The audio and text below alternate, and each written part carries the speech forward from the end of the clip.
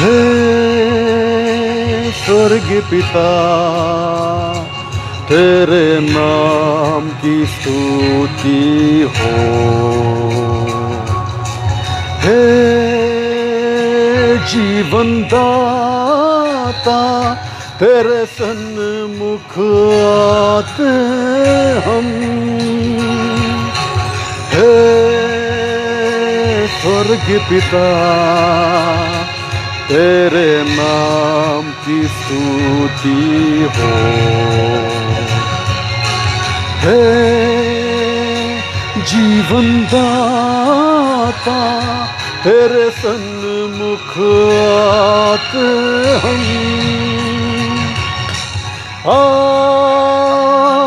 आराधना हो,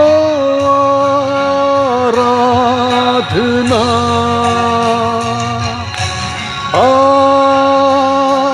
आराधना हो, आराधना।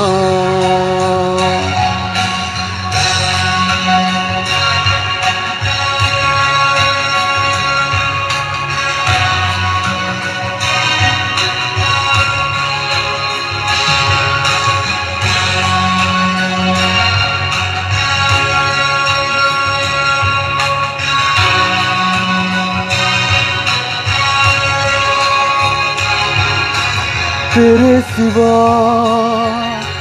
कोई नहीं, आराधना के योग्य तेरे समान कोई नहीं, स्वर्ग में या पृथ्वी पर। तेरे सिवा कोई नहीं, आराधना के योग्य तेरे समान कोई नहीं, स्वर्ग में या पृथ्वी पर।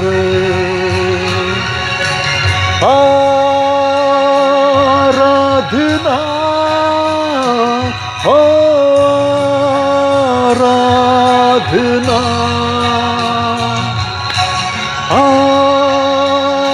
आराधना हो, आराधना।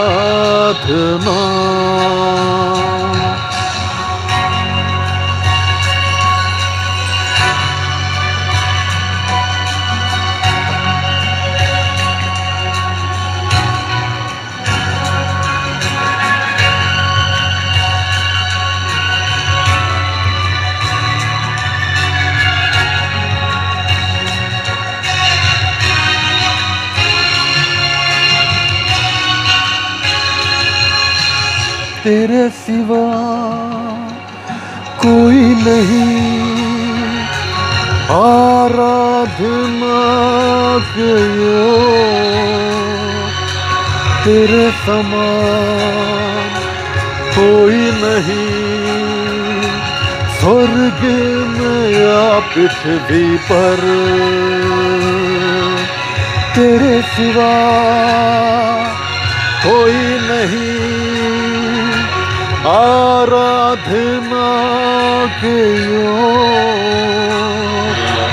तेरे समान कोई नहीं, स्वर्ग में या पृथ्वी में। आराधना हो,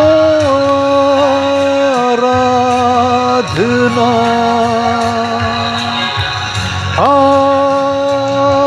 आराधना हो, आराधना। हे स्वर्ग पिता, तेरे नाम की स्तुति हो। हे जीवन दाता, तेरे सन्मुख आते हम। हे स्वर्ग पिता तेरे नाम की स्तुति हो। हे जीवन दाता तेरे सन्मुख आते हम, आराधना ओ आराधना आराधना ओ आराधना। प्रभु यीशु मसीह के मधुर नाम में आप सबको जय मसीह की। प्रार्थना भवन, संजय कोयला नगर, हाउस ऑफ प्रेयर, अमराडंडी, अमलाई, यहोवा इरे प्रार्थना भवन शेडोल की ओर से आप सबको हार्दिक अभिनंदन करता हूं। परमेश्वर को धन्यवाद हो, प्रभु ने इस लॉकडाउन की पीरियड में भी यह शुभ अवसर दिया कि आज इस मीडिया के माध्यम से परमेश्वर के वचन को आप तक हम पहुंचा सके। आज परमेश्वर के वचन घर घर में, गांव गांव में, नगर नगर में, शहर शहर में और देश देश में पहुंच रहा है। परमेश्वर जो अपने पवित्र वचन में कहा है कि मेरा वचन पृथ्वी के एक छोर से दूसरी छोर तक पहुंचना, आज वो वचन पूरा होने जा रहा है। हम परमेश्वर को धन्यवाद देते हैं, उसके अनुग्रह जो हम सब पर बना हुआ है। जो लोग परमेश्वर को अपना आधार मानते हैं, जो लोग परमेश्वर पर भरोसा रखते हैं, जो लोग परमेश्वर की आज्ञाओं का पालन करते हैं, उनके जीवन में परमेश्वर की आशीषें बहुत हद से आती है। लेकिन कुछ बातों को हमें सीखना जरूरी है, क्योंकि परमेश्वर का वचन में वो सामर्थ है, वो छुटकारा है, वो चंगाई है और अनंत जीवन का आशीष है और हमारे जीवन का उद्धार का मार्ग है। आज परमेश्वर का वचन हमें सिखाता है कि हम अपने आप को किस तरीके से परमेश्वर के अधीन करें। जब उसकी आज्ञाओं को मानते हैं, उसके वचन को गहराई से लेते हैं और उसके वचन को दूसरों तक पहुंचाते हैं, परमेश्वर अपनी अनुग्रह की आशीष हमारे ऊपर देता है।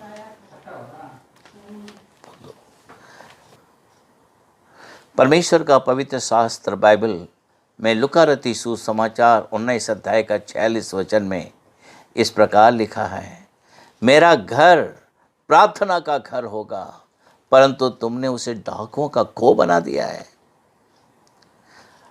फसह का पर्व निकट था। यीशु मसीह यरूशलेम गए। उन्होंने मंदिर में देखा लोग लेन देन कर रहे हैं। वहाँ उन्होंने बैल, बकरी, भेड़, कबूतर आदि के बेचने वालों और सर्राफों को बैठे देखा। तब उन्होंने रस्सी का एक कोड़ा बनाया और सब जानवरों को मंदिर से निकाल दिया, सर्राफों के पैसे बिखेर दिए और चौकियों को उलट दिया। उनके इस कार्य से मंदिर में एक प्रकार की भगदड़ सी मच गई। तब उन्होंने कहा, मेरा घर प्रार्थना का घर होगा, परंतु तुमने इसे डाकुओं का खो बना दिया है। मंदिर में जानवर क्यों थे? क्योंकि शरीर का प्राण लहू में रहता है और उसको मैंने तुम लोगों की वेदी पर चढ़ाने के लिए दिया है कि तुम्हारे प्राणों के लिए प्रायश्चित किया जाए, क्योंकि प्राण के कारण लहू ही से प्रायश्चित होता है। लाम्य व्यवस्था 17 अध्याय का 11 वचन में लिखा है।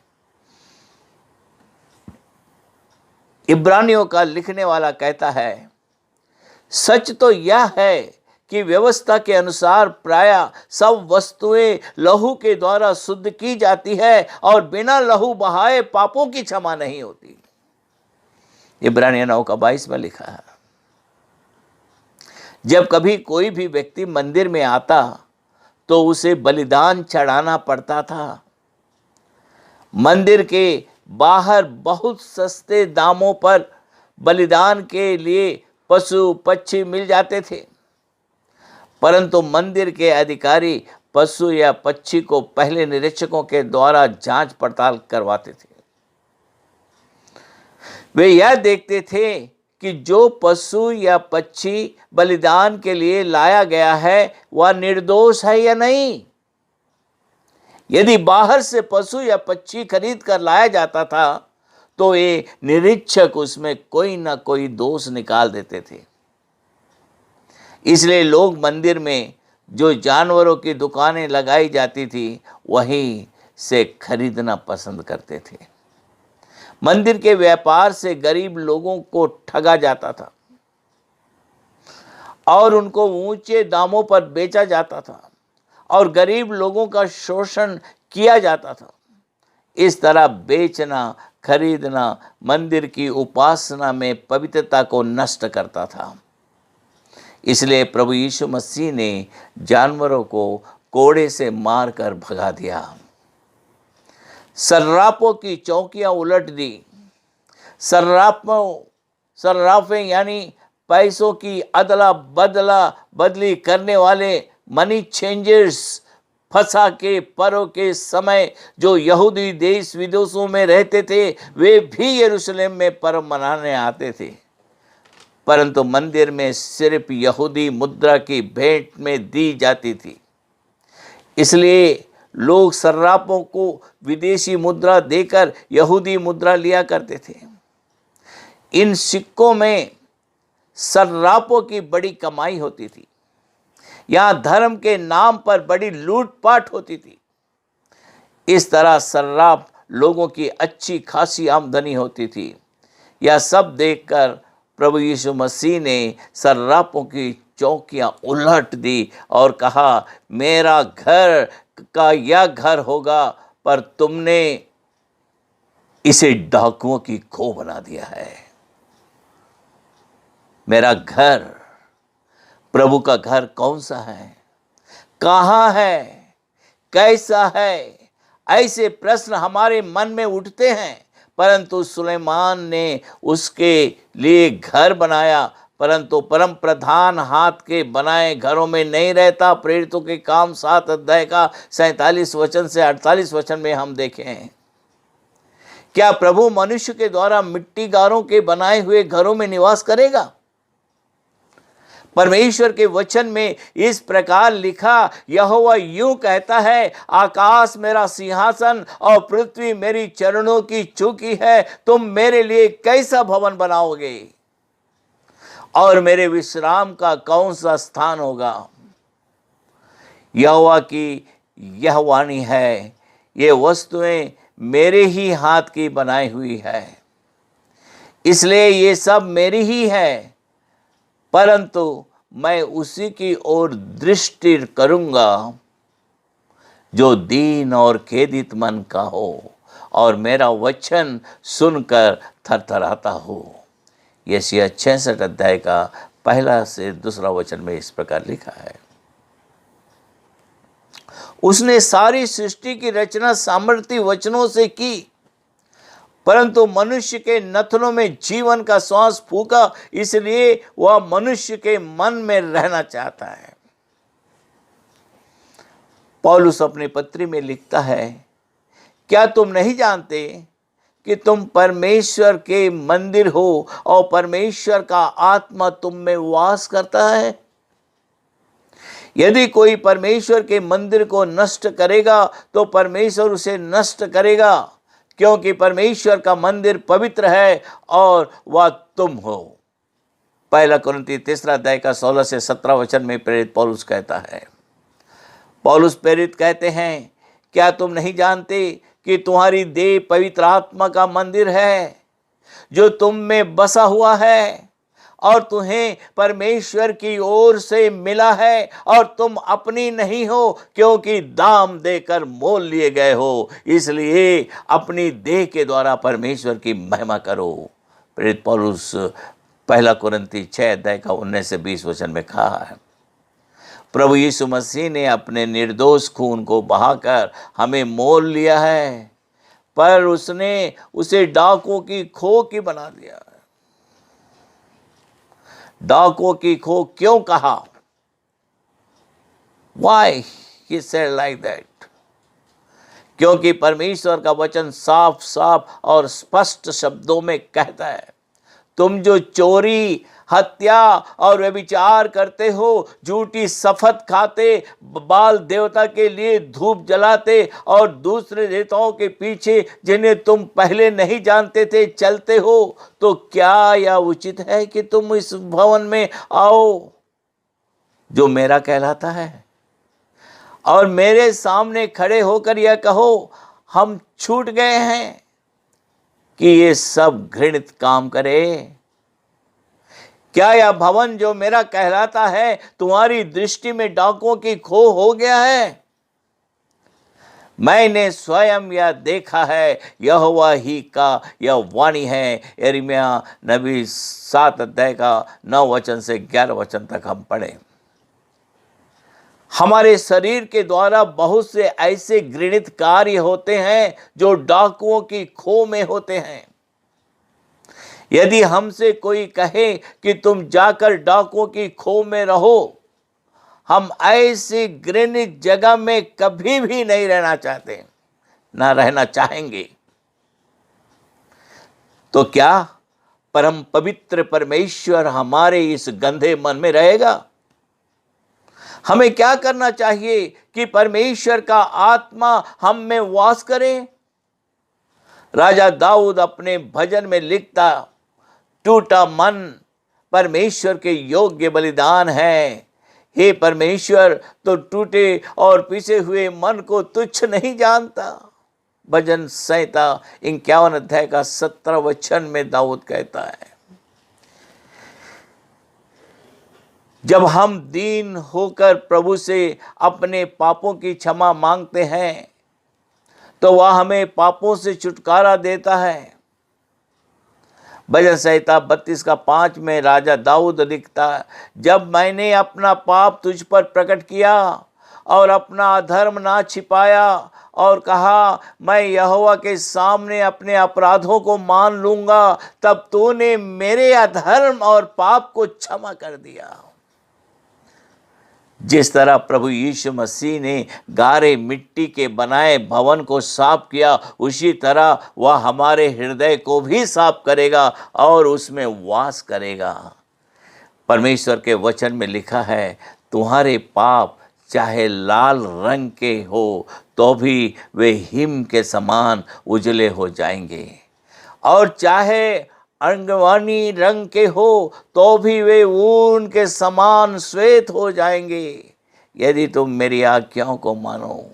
यशायाह नबी कहता है, यशायाह 1 अध्याय का 18 और 19 वचन में, हमारे पाप कितने भी घिनौने हो, हम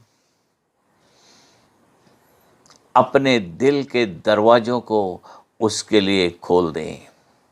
वह अंदर आकर हमारे अंदर के जानवरों को कोड़े से मार मार कर निकालेगा और हृदय को अपने निर्दोष लहू से धोएगा। हमारे अंदर जो जानवर रहते हैं वो बुराई पर, नफरत पर, ईर्ष्या पर, गलत कामों पर, व्यभिचार पर, गंदे विचारों पर दोष लगाकर कार्य करता है। लेकिन प्रभु हमें बताता है कि जब हम अपने दिल के दरवाज़ों को उसके लिए खोल देते हैं तो अंदर आकर अंदर के सारे इन जानवरों को कोड़े से मार मार कर निकाल देगा और हृदय को अपने निर्दोष लहू से धोएगा। एक कमरा है जो कई महीनों से बंद है। उस कमरे में धूल, मिट्टी, चिड़ियों का बीट, चूहों की मीगनी, मकड़ी के जालों से वह घर बहुत गंदा है। ऐसे गंदे घर में हम रहना नहीं चाहेंगे। मेरा घर तो मेरी पत्नी रोज साफ करती है। मकड़ी के एक छोटा सा जाल भी निकलेगा उसे साफ करेगी, रोज धोएगी, बहुत मेहनत करती है, चाहती कि हमारा घर पवित्रता से भरा रहे। हम पहले उस कमरे के जालों को निकालेंगे, जो धूल को झाड़ू से साफ करेंगे और फिर पानी से अच्छी तरह कमरे को धोएंगे। जब कमरा साफ सुथरा हो जाएगा तब ही उसमें आकर रह सकेंगे। इसी तरह प्रभु यीशु मसीह भी हमारे मैले हृदयों को अपने पवित्र लहू से धोएंगे और उसमें रहेंगे। जिस तरह रोज हम अपने कमरे की डस्टिंग करते हैं।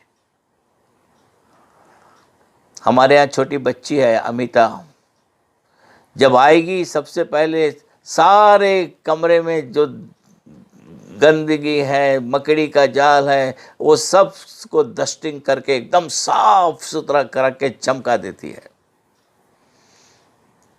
उसी तरह रोज हमें अपने जाने अनजाने पापों का प्रायश्चित करते रहना चाहिए।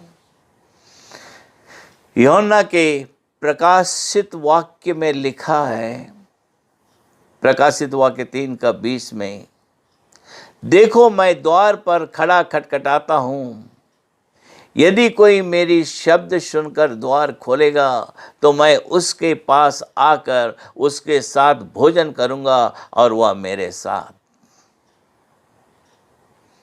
हमने अपने दिल के दरवाजे की कुंडी अंदर से बंद कर रखी है। प्रभु यीशु मसीह हमारे दिल के दरवाजे पर खड़ा होकर खटखटाता है, खटखटा रहा है, पर हम सांसारिक बातों में इतने व्यस्त हैं कि उसके खटखटाने की आवाज सुन नहीं पाते। आज अभी वह समय है, आज अभी वह समय है, आज अभी वह समय है कि हम अपने दिल के दरवाजे की कुंडी खोल दें, ताकि प्रभु यीशु मसीह हमारे दिल से पाप रूपी जानवरों को कोड़े मार कर निकाल दे और स्वयं इस मंदिर में वास करें। परमेश्वर सचमुच में पवित्रता चाहता है। हमारा देह परमेश्वर का पवित्र मंदिर है। मंदिर में जाने से हम कैसे साफ सुथरा होकर जाते हैं, नहा धोकर साफ सुथरा, वैसे ही हम अपने इस मंदिर को भी साफ सुथरा और पवित्रता रखें। तब प्रभु यीशु मसीह आकर इस मंदिर में वास करेगा। जब प्रभु आकर इस मंदिर में वास करेगा तो हमारे जीवन की हर ज़रूरतें ऑटोमेटिकली पूरा होगी और हमें सफलता मिलेगी, हमें शांति मिलेगी और परमेश्वर का अनुग्रह हम पर बना रहेगा। आज जितने लोग वचन सुन रहे हैं, हम चाहते हैं कि आप सब परमेश्वर की इस आज्ञाओं को मानते हुए अपने घर के द्वार प्रभु यीशु मसीह के लिए खोलें। तब खोलें जब आप अपने घर को पवित्र बना के रखोगे। और प्रभु यीशु मसीह आपके घर में आना चाहता है। जब यीशु मसीह आपके घर में आएगा, आपके जीवन में आएगा, आपके जीवन परिवर्तन होगा, आपके जीवन में आई हुई समस्याएं खत्म होगी, आपकी बीमारियां चंगे होंगे, आपकी परेशानियां दूर होगी, आपके उलझने खत्म हो जाएगी और आपके जीवन में शांति और खुशियां भरपूर रूप से बनी रहेगी। हम चाहते हैं कि आप भी एक दूसरे के लिए प्रार्थना करो, जिस प्रकार हम सब आप सबके लिए प्रार्थना करते हैं कि परमेश्वर हमारे अंदर वास करे, परमेश्वर की आत्मा हमारे अंदर वास करे और हमारी समस्याओं का समाधान करे और हमारी तमाम बीमारियों से हमें चंगाई प्रदान करे। परमेश्वर इन वचनों के द्वारा आप सबको आशीष दे। आइए हम प्रार्थना करें। प्यारे परमेश्वर, सामर्थ्य परमेश्वर, जिंदा खुदा, तो हमारी हर प्रार्थनाओं को सुनता है। आज हम उन भाइयों को, बहनों को उन बच्चों को, बुजुर्गों को तेरे चरणों में लेकर आते हैं खुदा, जो तुझसे प्रार्थना करते हैं उनकी समस्याओं के लिए, परेशानियों के लिए, बीमारियों के लिए, चिंताओं के लिए। उन सब पर तू दया कर, उनकी चिंताओं को दूर कर, उनकी बीमारियों से उन्हें चंगाई दे, उनके घर एक आशीषित घर हो जाए, उनके भंडारों में भरपूर अनाज रहे और उनके जीवन में किसी चीज़ की घटी या कमी होने ना पाए। जो जवान बच्चे नौकरी ढूंढ रहे खुदा, उनके लिए मार्ग खोल दे। सब कुछ तेरे ही हाथों में है प्यारे परमेश्वर। और बच्चों को माता पिता का आज्ञाकारी बना। जो बच्चे अपने माता पिता का आदर करता है वो तेरे द्वारा आशीषित होता है। आज प्रभु जी स्कूल कॉलेज बंद हैं, इस कोरोना वायरस से सारे दुनिया परेशान है और आज तक वैक्सीन मिला नहीं, लेकिन हम जानते खुदा तू चाहेगा तो सब कुछ हो जाएगा। आज हम सब मिलकर तुझसे प्रार्थना करते हैं, इस कोरोना वायरस को इस धरती पर से हटा दे, इस धरती पर से हटा दे और लोगों के जीवन को नाश होने से बचा ले और उनके प्राण को भी नाश होने से बचा ले। क्योंकि तूने अपने वचन में कहा, भजन 121 का 7 में, मैं सारी विपत्ति से तेरी रक्षा करूँगा। प्रभु जी तू प्रतिज्ञाओं का पक्का है, तेरी प्रतिज्ञाओं में आशीष है, आज तेरी प्रतिज्ञाओं में सामर्थ है और आज तू अपनी प्रतिज्ञाओं के अनुसार इस विपत्ति से हर एक को बचा ले। प्रभु जी प्रार्थना करते हैं उन लोगों के लिए जो जवान बच्चे नौकरी ढूंढ रहे हैं, उनको अच्छी नौकरी का प्रबंध कर। जो बच्चे पढ़ाई कर रहे हैं उन्हें ज्ञान बुद्धि समझ प्रदान करते हुए उनके लिए रास्ता खोल, ताकि वो पढ़ाई को आगे बढ़ा सके।